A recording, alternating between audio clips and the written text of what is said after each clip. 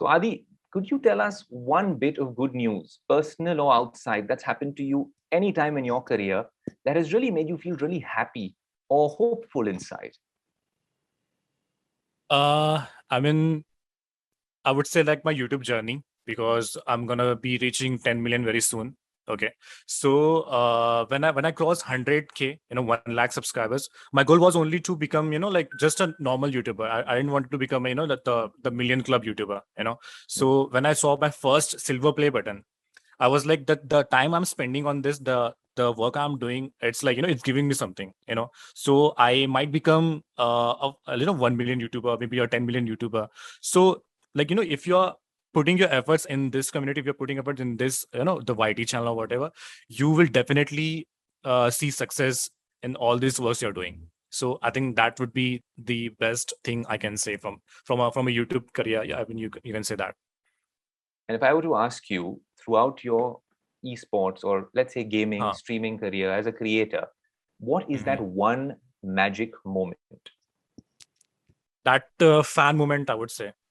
I mean, that's the first time someone, tell me that I look your content, I watch your content, I really appreciate what you're doing, and I'm your huge fan. So that I can say, like, that's the golden moment for me, and I will cherish that for whole life. But Vineet, what are the hurdles you see for the industry as a whole, especially with this whole, differentiation? Because there's a massive thing that I want to touch upon as well, which is the difference between esports, fantasy sports, and other gaming, right? Like gambling and stuff like that. The game of skill concept comes into play over here. If you could just tell us what the other challenges are, it would be great.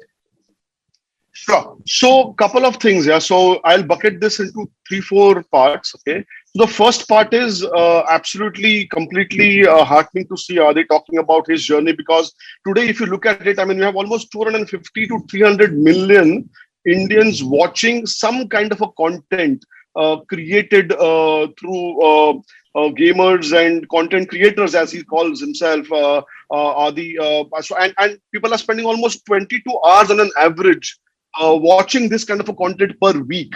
Now that's propelling growth, right? Now you spoke about challenges, right? Challenges, obviously, let's draw some challenge from the real world, right? Now the challenges are in typical Indian family, the priority for someone growing up is obviously education, right? I mean, we are absolutely fascinated with the school, the university, the colleges, and absolutely nothing wrong about that, right? Every Indian parent dreams of his son becoming the best engineer, the best doctor in the country, right? So absolutely fine. But how many people actually say that I want my son or my daughter to be the best gamer? I want my son or my daughter to be the best YouTuber, or I want my son or daughter to be the best sportsman, for example, right? So I think somewhere there is work need to be done towards that part, that there is an alternative career which is not exactly traditional academics, but around sport and gaming and stuff like that. So we need to work towards making these uh, industries mainstream in the first place. How do they become mainstream? The moment Mhm. parents, the moment kids start seeing careers, and the story of Adi, which is so inspiring, about from 600 rupees to where he is today. I think these kind of stories need to be told. And that's what will bring in confidence, not only in people who want to become content creators, but also in the parents who obviously want to support their kids in various different alternative careers beyond traditional academics, right?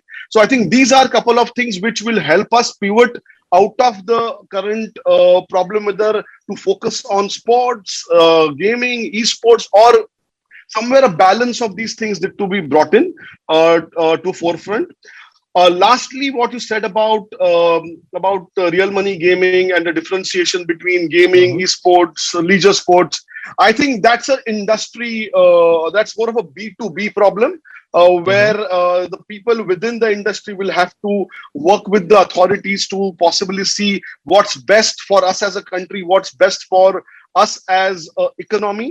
And I think a lot of work, a lot of federations, a lot of associations have been formed in that direction. Serious amount of work is made to create those compartments and differentiation. And we should see some kind of a professional approach, or a white paper coming from corporates, from government very, very soon. So there's a serious amount of work and attention being given towards that.